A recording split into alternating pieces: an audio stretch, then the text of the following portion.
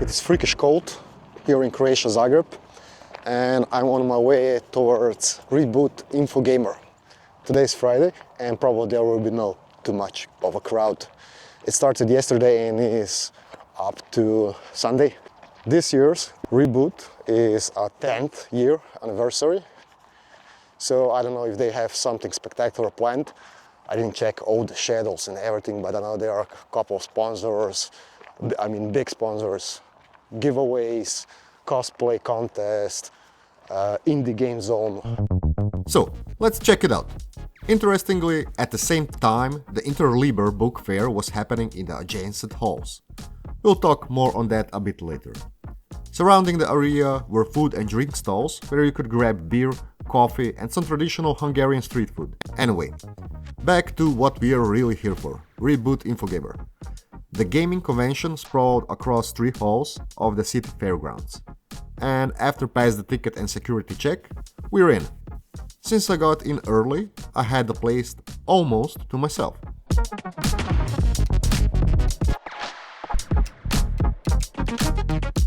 As you expect at the gaming convention, there were plenty of consoles, PCs, comics and more. You could try out the latest games, dabble in VR, buy hardware. Good thing I snagged a 2TB M2 SSD at a great price. And even join contests to win prizes like energy drinks and swag.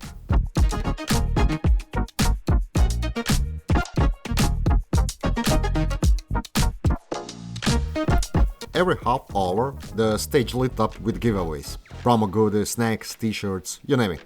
While it was tempting to dive in, to snag something, I figured out I'd let the kids have their fun.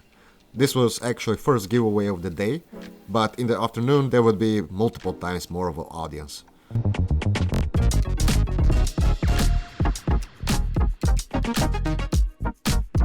I loved how our large space was dedicated to trading card games, Dungeons and Dragons and board games.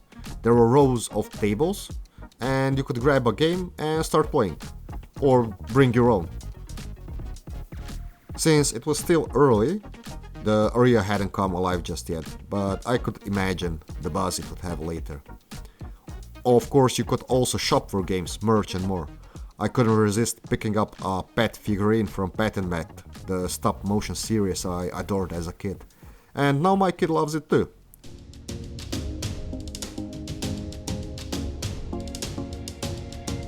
And now the retro corner. Here's where the disappointment hit. It seems to shrink and get less impressive every year. I mean, wouldn't it be great if they set up a dozen Pentium 4 rigs for free play or friendly competitions in StarCraft, Red Alert or Quake? But no. Oh, and no pinball machines.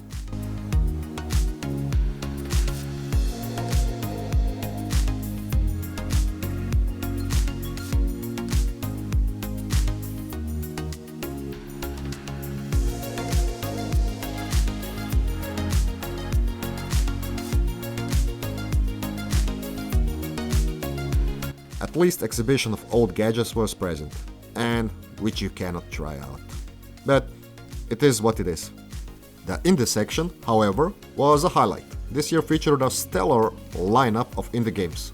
I was particularly impressed by Crimson Tree, an adventure RPG with no combat.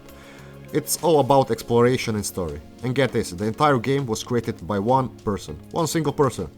Most of the other indie titles here were also made by local developers, which was really cool. You gotta support your local creators, right?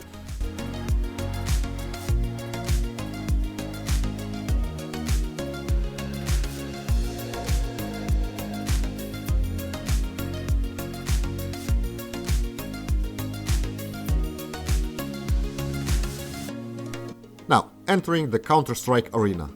And this is where I spent most of my time. The matches, the commentary, it was an amazing vibe. The arena could seat a couple hundred people, and I'm sure it was packed for the finals. Same as with non-esports, when you attend a live event, it is completely different feeling. So I was glued to the action for some time.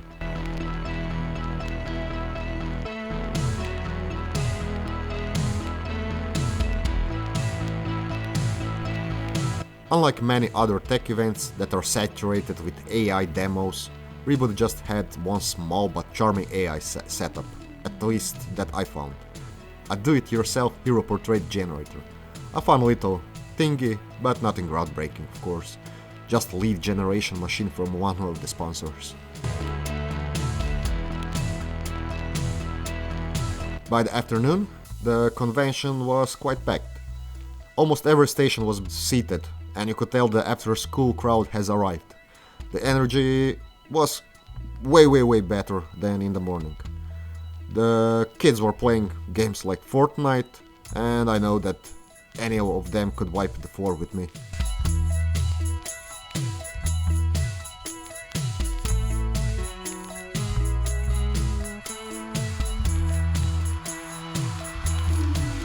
As the gaming area got more crowded, I made my way to the Interliber book fair, which covers even larger area than Reboot.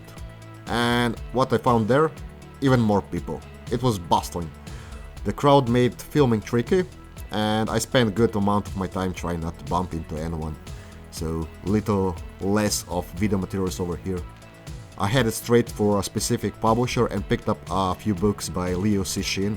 I've been hooked on the Three-Body Problem, the Netflix series, and I can't wait for season 2. So I bought the books, just to be ahead. What else to say about Interliber? Well, a book fair as a book fair. A lot of deals, and a lot of books, of course. Overall impressions? Well, not great, not terrible. As a 14 or a 15-year-old, I would be ecstatic, spending every day of the convention from open to close. Now, as someone approaching the year 40, I still had a lot of fun, snagged a few deals, discovered some cool games, had a nice walk. So yeah, I think it was a good time spent. Would I go again next year? Probably. It's not perfect, but there's enough here to make it worth the trip. So, see you next year, I guess.